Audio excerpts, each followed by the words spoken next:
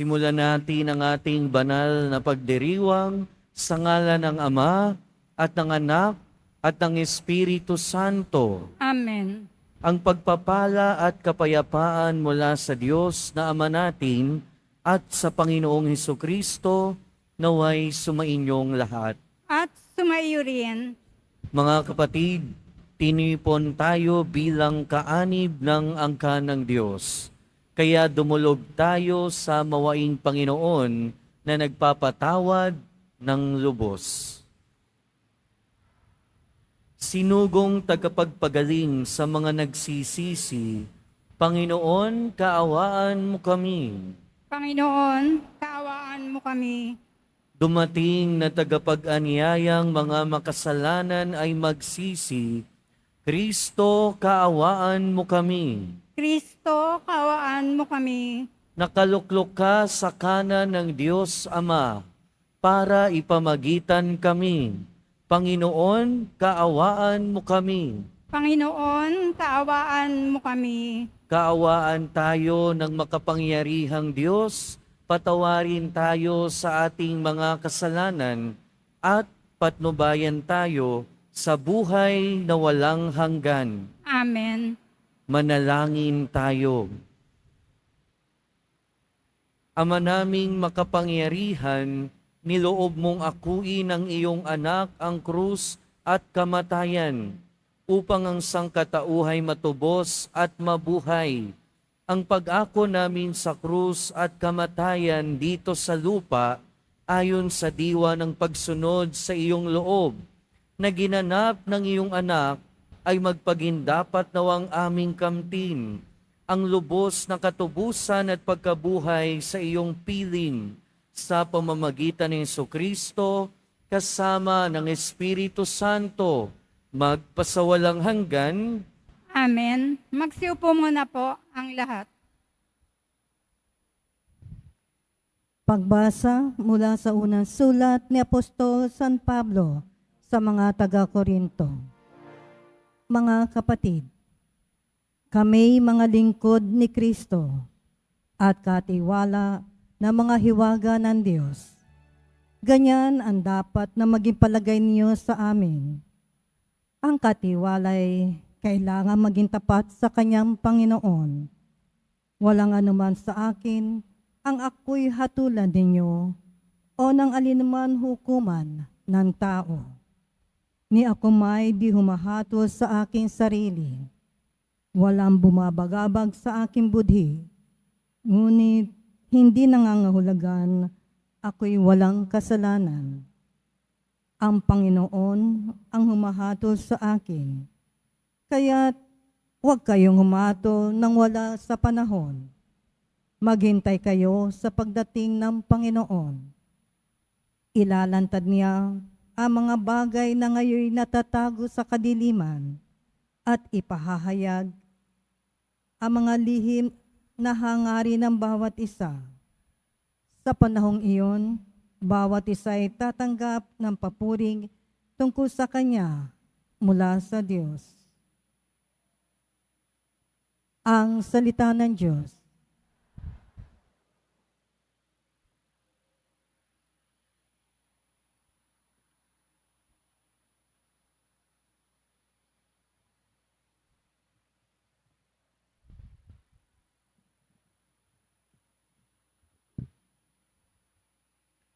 Nasa Diyos ang kaligtasan ng mga matuwid at banal.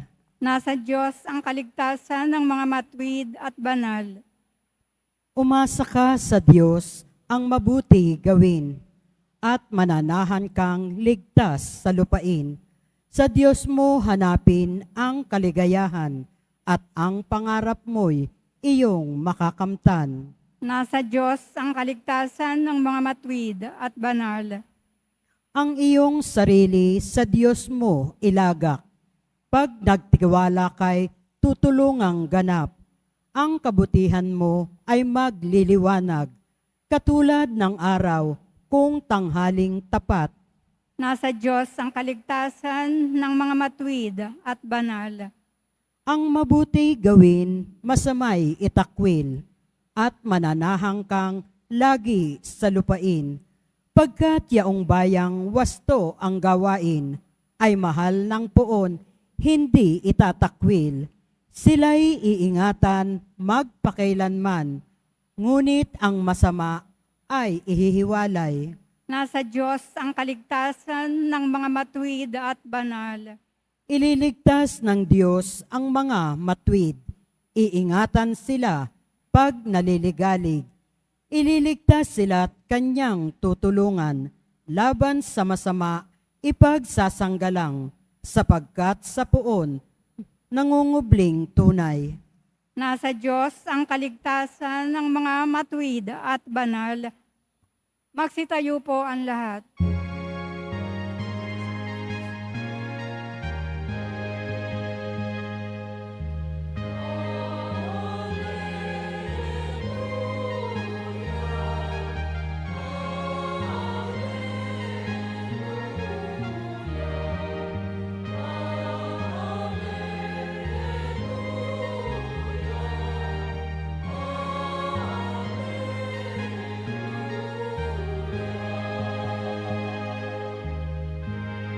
Sinabi ni Jesucristo, ako ang ilaw ng mundo at buhay ng alagad ko.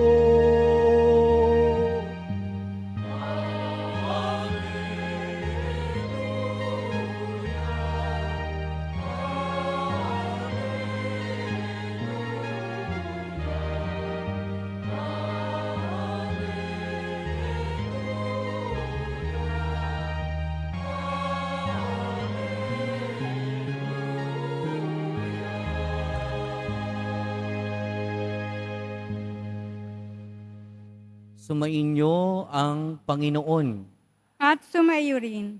ang mabuting balita ng Panginoon ayon kay San Lucas. Papuri sa iyo, Panginoon.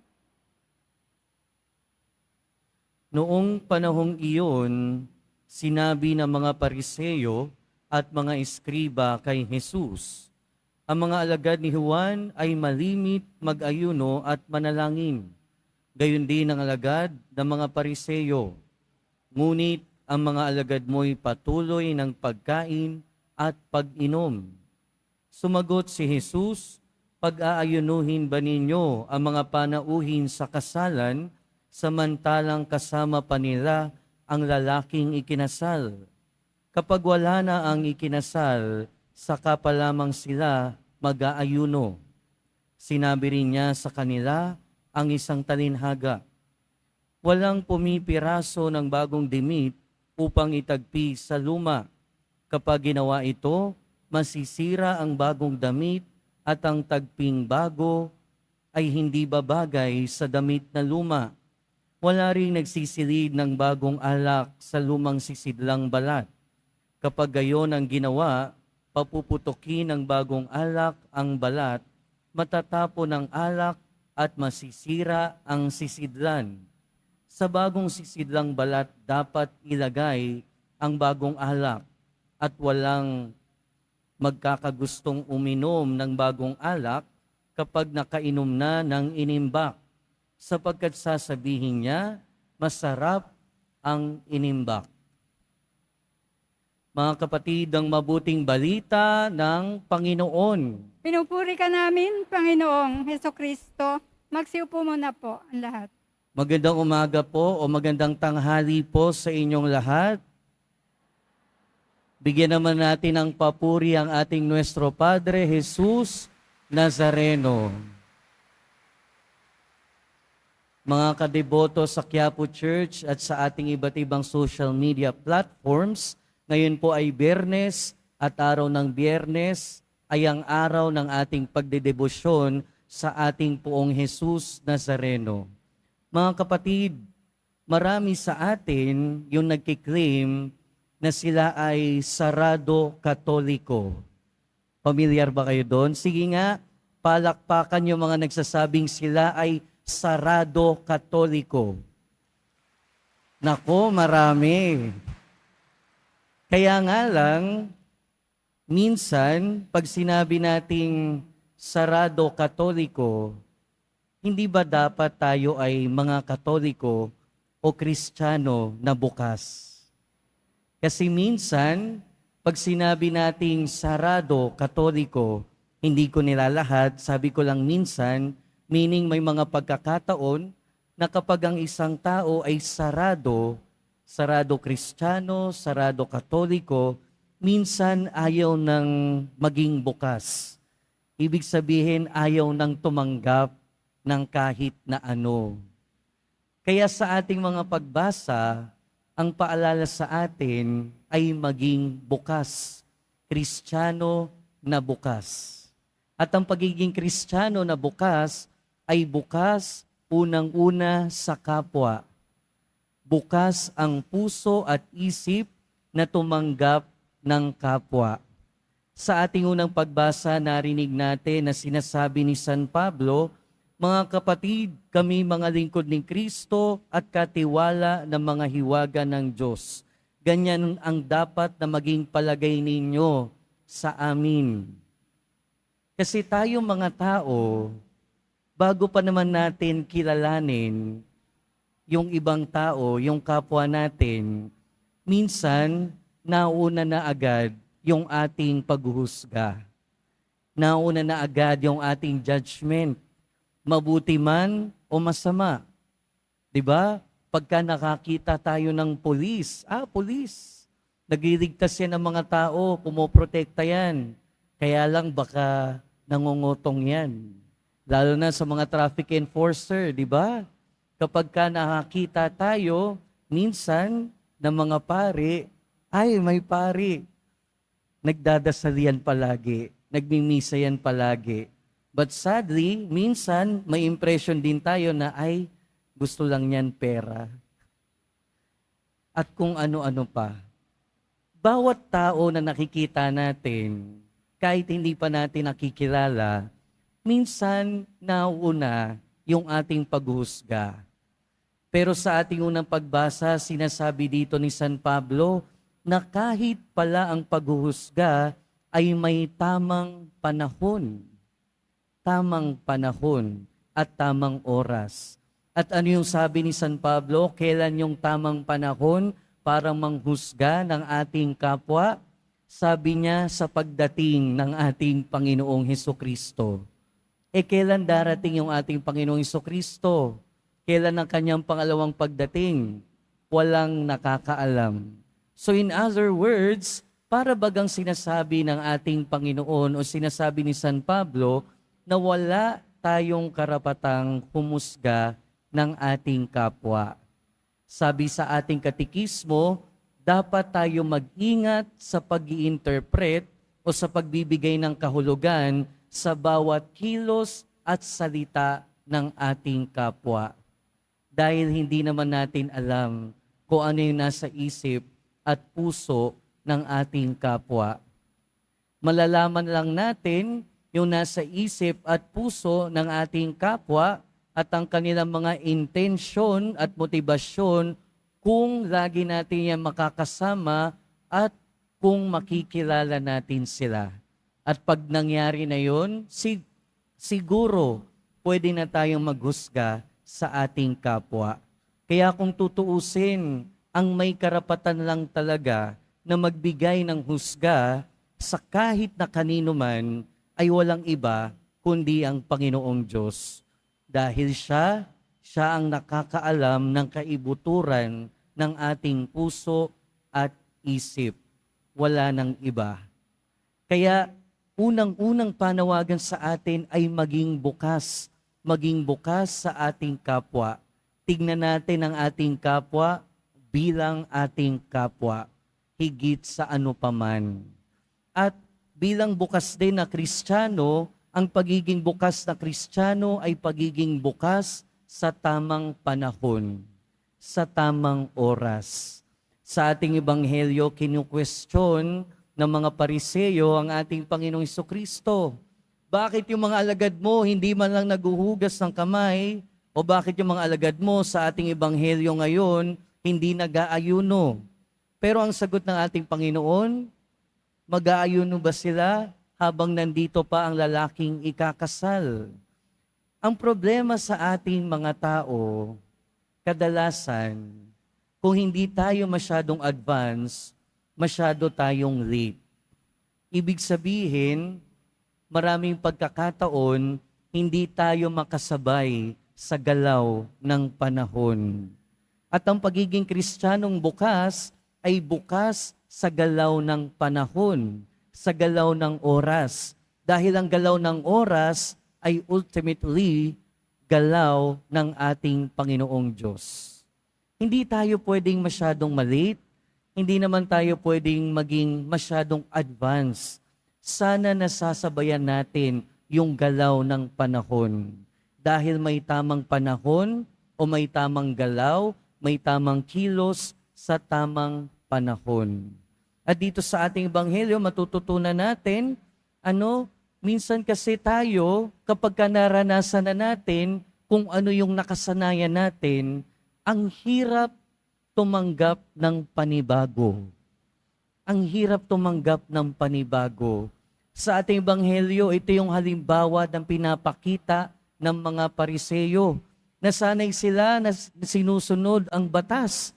Nasanay sila na sinusunod ang ritual. Nasanay sila na kapag mag-ayuno, dapat mag-ayuno. Nasanay sila sa kung ano-anong mga nakasanayan nila. Kaya kapag merong bago na ibinibigay sa kanila, hindi na sila makasunod. Ang sama na ng tingin nila, ang sama na ng pagtingin nila sa mga bago na ibinibigay sa kanila. Kaya nga inihahalin tulad ito ng ating Panginoon sa bago at lumang sisidlan. Kaya kung luma ang ating isip, kung nakatali ang luma o kung nakatali sa luma ang ating isip, may hirapan din tayong tumanggap ng mga pagbabago. Kahit na yung mga pagbabago pa na yun ay nanggagaling sa ating Panginoon. 'Di ba? Minsan ganito rin yung sakit natin. Kung ano yung mga nakasanayan natin, ayaw na nating baguhin. Kung ano yung mga nakasanayan natin, ayaw nating pakialaman tayo. Aba, nasanay na ako pumunta sa albularyo eh. Bakit pa ako pupunta sa doktor? O nasanay na akong pumunta sa sa manghuhula eh. Bakit pa ako magdadasal, magnonobena? Nasanay na ako sa mga pungsoy, sa mga pampaswerte. Bakit pa ako maniniwala? Kung dasal lang, hindi yata sapat yun. Luma. Naiipit tayo minsan sa mga makaluma, kaya hindi tayo makagalaw. Kapag hindi tayo makatanggap ng pagbabago, tayo ay hindi nagiging bukas. Tayo ay nagiging sarado. Kaya sa pagpapatuloy ng ating buhay, mga kapatid, isang bagay ang pwede nating matutuhan sa mga pagbasa natin ngayon. Maging Kristiyanong hindi lang sarado, pero maging Katoliko na bukas.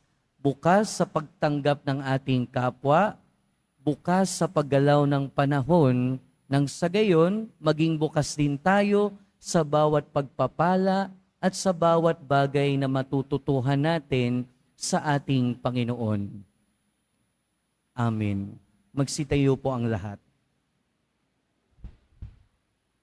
Magsitayo po ang lahat.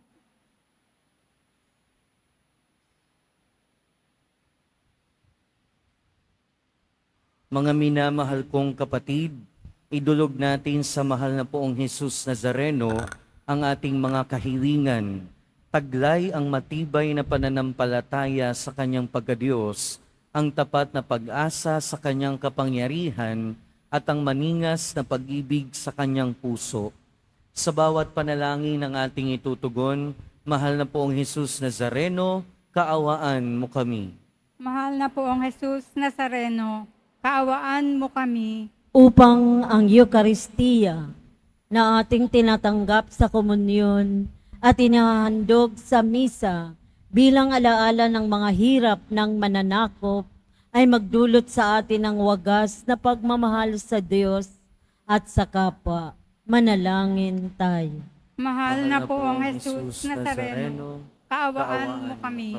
Upang ang panalangin ni Jesus Nazareno sa halamanan ng Getsemani, na dito'y pinawisan siya ng dugo, ay maghasik sa atin ng pagkahilig sa panalangin na siyang mabisang lunas sa lahat ng karamdaman ng tao. Manalangin tayo. Mahal na poong Jesus Nazareno, kaawaan mo kami.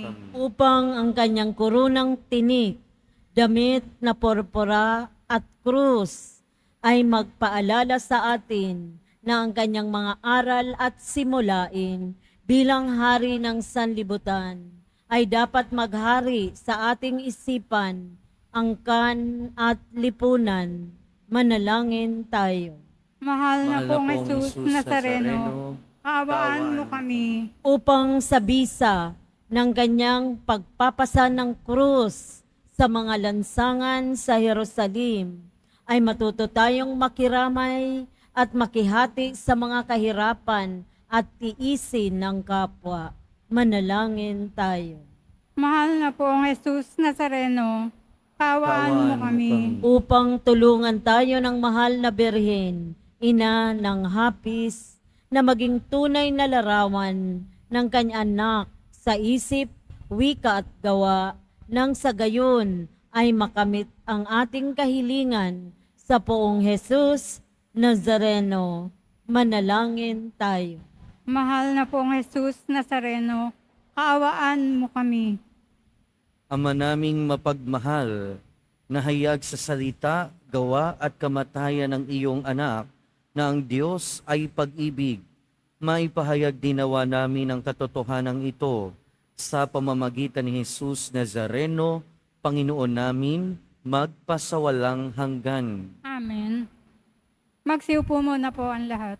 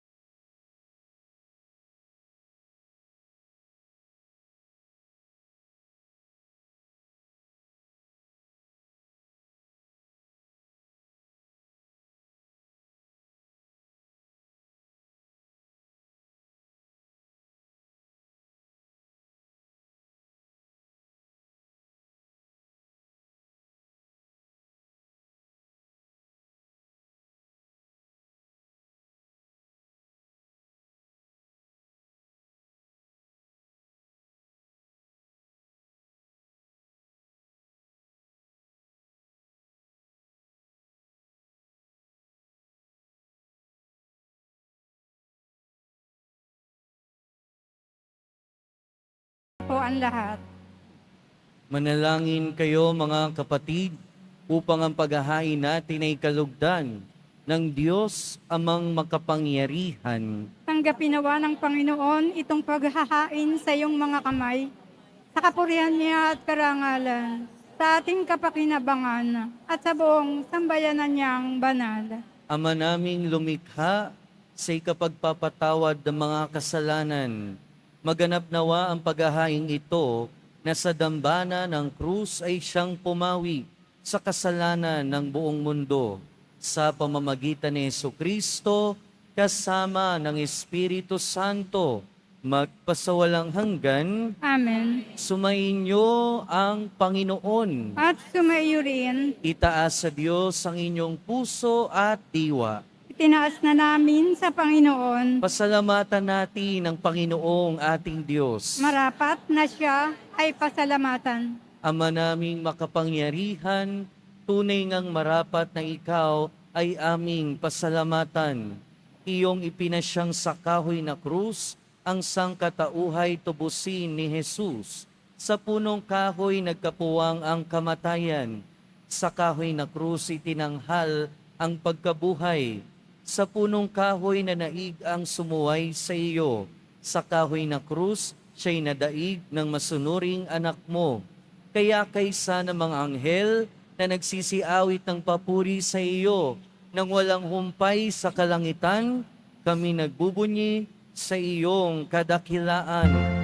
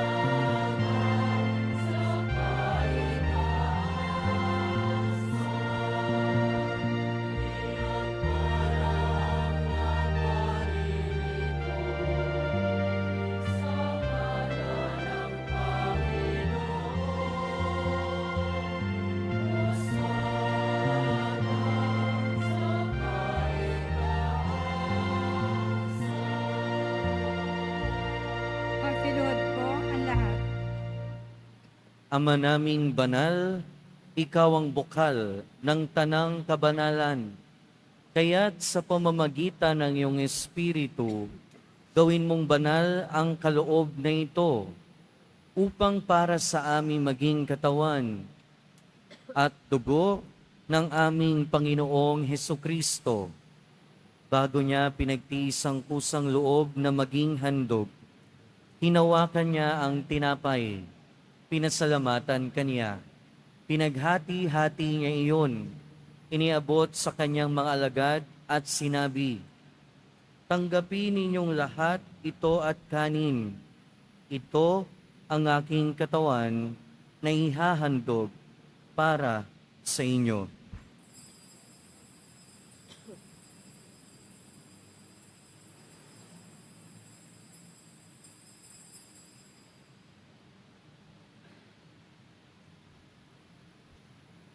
Gayon din naman noong matapos ang hapunan, hinawakan niya ang kalis, muli kanyang pinasalamatan. Iniabot niya ang kalis sa kanyang mga alagad at sinabi, "Tanggapin ninyong lahat ito at inumin. Ito ang kalis ng aking dugo, ng bago at walang hanggang tipan. Ang aking dugo na ibubuhos para sa inyo at para sa lahat, sa ikapagpapatawad ng mga kasalanan. Gawin ninyo ito sa pag-alala sa akin."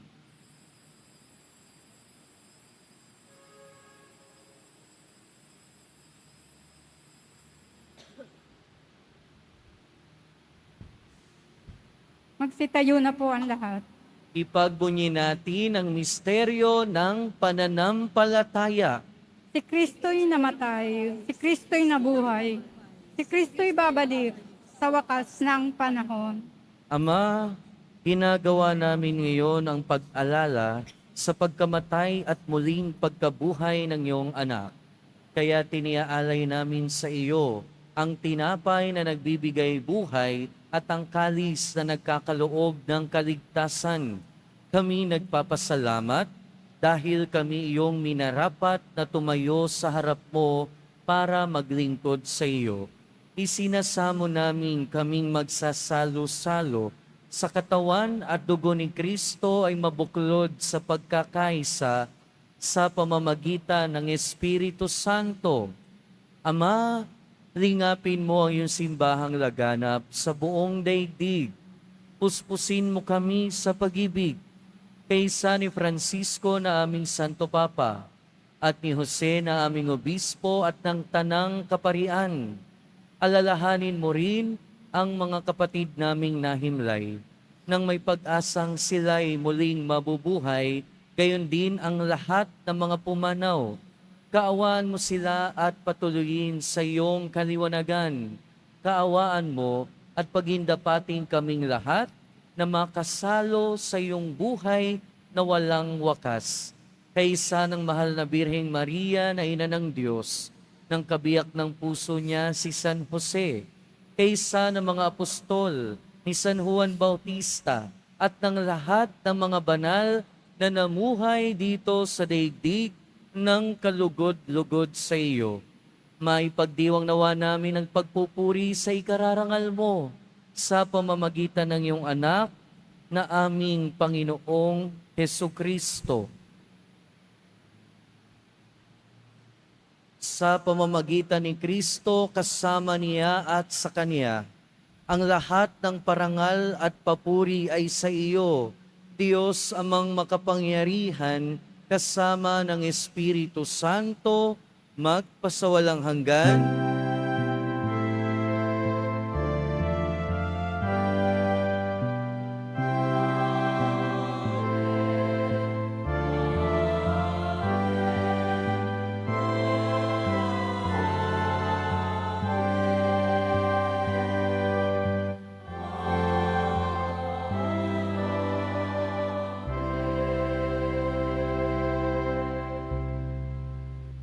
Sa tagubilin ng mga nakagagaling na utos at turo ni Jesus na Panginoon natin at Diyos, ipahayag natin ng lakas loob.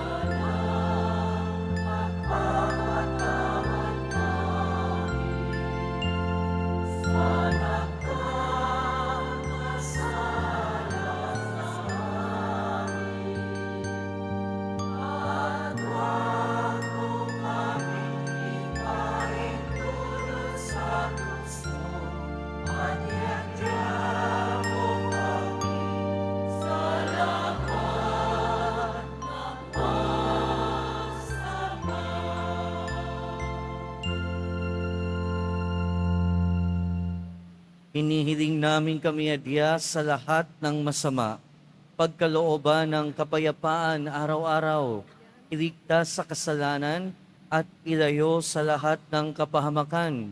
Samantalang aming pinananabikan ang dakilang araw ng pagpapahayag ng tagapagligtas namin si Heso Kristo. Sapagkat iyo ang kaharian at ang kapangyarihan at ang kapurihan magpakailanman. Amen. Panginoong Heso Kristo, sinabi mo sa iyong mga apostol, kapayapaan ang iniiwan ko sa inyo. Ang aking kapayapaan ang ibinibigay ko sa inyo. Tunghayan mo ang aming pananampalataya at huwag ang aming pagkakasala.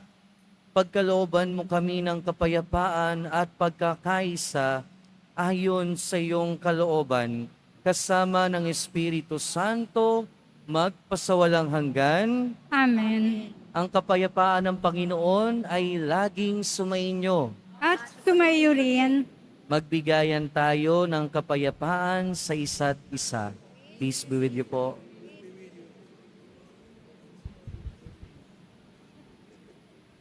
Kordero ng Diyos, na nag-aalis ng mga kasalanan ng sanlibutan, maawa ka sa amin. Kordero ng Diyos na nag-aalis ng mga kasalanan ng sanlibutan, maawa ka sa amin. Kordero ng Diyos na nag-aalis ng mga kasalanan ng sanlibutan, ipagkaloob mo sa amin ang kapayapaan. Tayo po'y magsiluhod.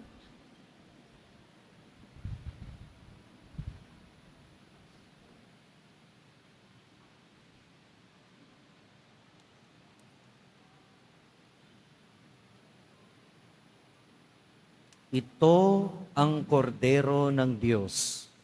Ito ang nag-aalis ng kasalanan ng sanlibutan. Mapalad ang mga inaanyayahan sa kanyang piging.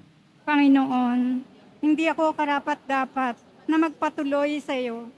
Ngunit sa isang salita mo lamang ay gagaling na ako.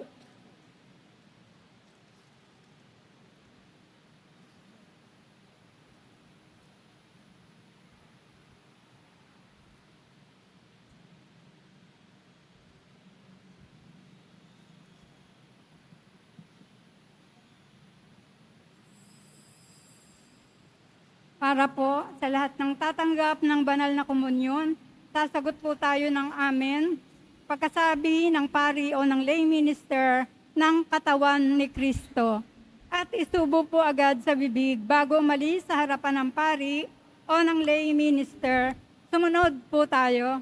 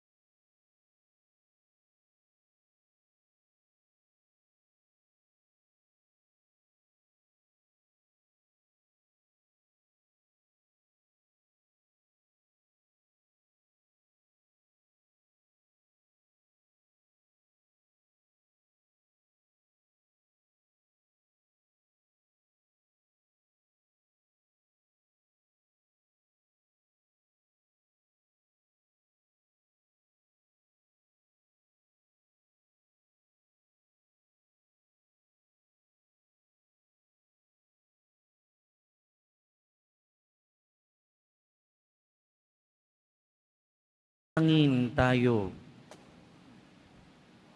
Panginoong Heso Kristo, kaming nagsalo-salo sa banal na pakikinabang ay nakikiusap sa iyo ng mga nasagip ng kahoy na krus na nagbibigay buhay ay iyong ihatid sa pagkabuhay sa kaluwalhatian.